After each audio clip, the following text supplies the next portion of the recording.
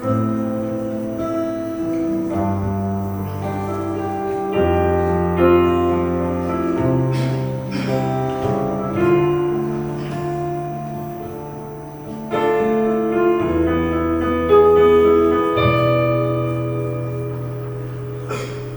siate en suma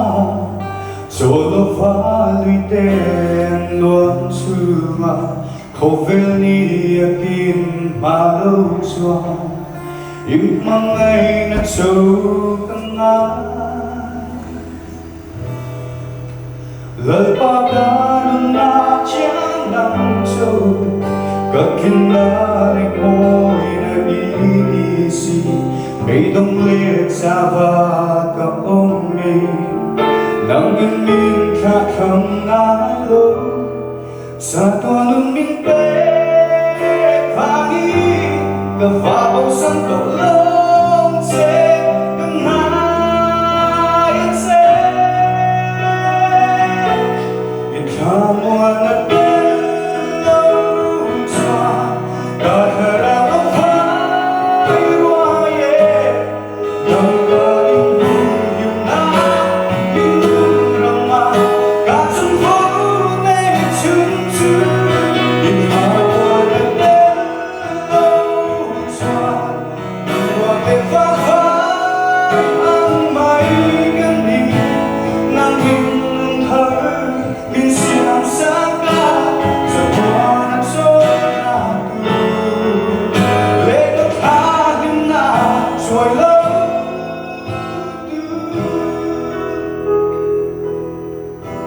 Kayong sa magkarong sa akin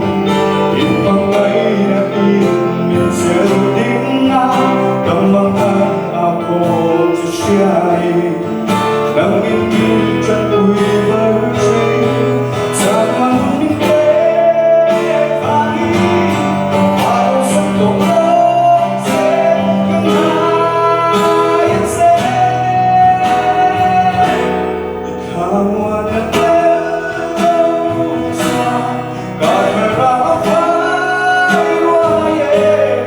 Nang kalungin na Pinurama Katsong hone chunchu Ikaw na telo sa Nuwake pahal ang may gani Nang inong thar Minsiang saka Sa buwan at sonatu Lego kahit na soy love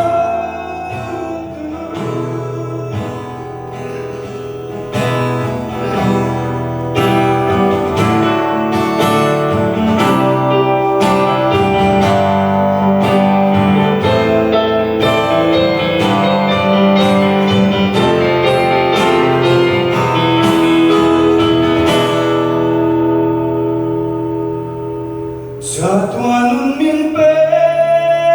Pagi Kavabaw santo